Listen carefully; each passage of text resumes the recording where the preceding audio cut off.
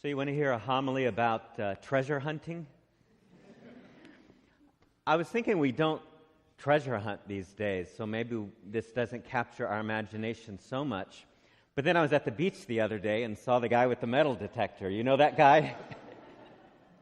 And remembered, oh yeah, my father got one of those too a couple of years ago, although I'll guarantee you it hasn't seen the beach or even any outside the house. What are some modern-day equivalents of treasures or pearls? Well, for some of you, you might say pearls or treasures. But, Lorenzo, you got one? Wow, a job. Wow, that's good. I was thinking, you've already anticipated, I was thinking of the more greedy kind first, like the lottery or just, success or a great home or, great romance or, and then, but yeah, there's maybe more significant kind of treasures, like a job. What's that? A career, thank you. And to have faith, to have hope in life, to have security, although maybe that's one of those ones that's, depending on how you look at security, that's one of those unobtainable ones. So there are treasures in our lives and treasures that we seek, but I think sometimes we fail to grasp those treasures. It doesn't quite capture our imagination enough that we're going to go sell everything or figuratively sell everything, let everything else go and focus just on that. And there's good reasons why. Maybe we failed in the past. We thought we had it. We thought we had that one thing in life and went for it, a relationship, a job, faith even, and we're somehow disappointed. Or maybe felt like we failed. And, what good is it to seek treasure? It occurs to me, too, it's kind of interesting that these two people in the gospel today, they didn't wait for something better. Because they could have done that. They could have thought, well, I'll find another treasure, or I'll find another pearl, especially this merchant. This merchant sees pearls all the time. How does he know that that's the one? So how do we know that this is the treasure?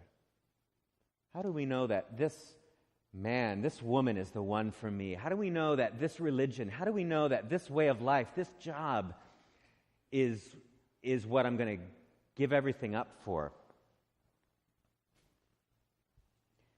And then we can also just think that maybe we're not ready, or we don't have enough. We don't have the stamina to go for it. So sometimes we fail to grasp that treasure, but sometimes we fail to even seek it. Or fail to even, first of all, we fail to even see it. Maybe we're distracted by other smaller treasures, right? You know what I mean. Other things in our life, other people, things that distract us, things that keep us from really aiming for our goal. And then maybe sometimes we don't realize that that treasure is right in front of us. It's in the here and now. I'll get my treasure in heaven. Well, this kingdom of heaven begins here and now. And then sometimes we don't even seek it at all. We've given up hope. We've given up hope to find that treasure. Solomon actually was asked by God, what would you like? And God maybe expects him to ask for riches like any other king would. And Solomon asks for understanding. Even more specifically, he asks for an understanding heart. Have you ever thought to make that your treasure? I'm thinking our parents and godparents and all of us today see these babies as our treasures, right?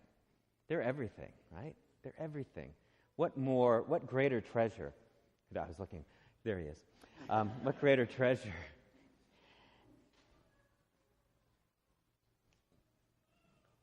We are called to seek that treasure and to trust that the seeking itself is already the kingdom of God.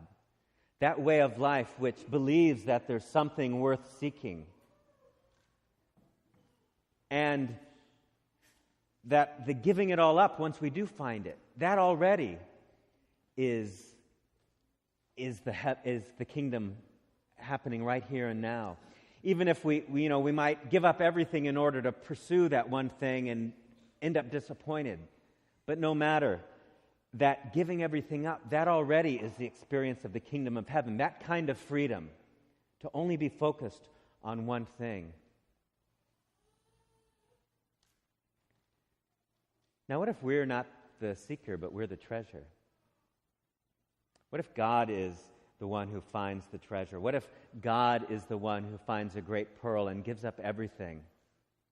What if there a God who found something so valuable that he would give up his divinity and become human, become one of the ones he's treasuring, give up everything and die for us, for that treasure? We're the treasure. We're God's treasure. God giving up everything for us, seeking us, valuing us, cherishing us, grasping us, and giving up everything to be that one, to be that child that God holds so closely, like these new babies.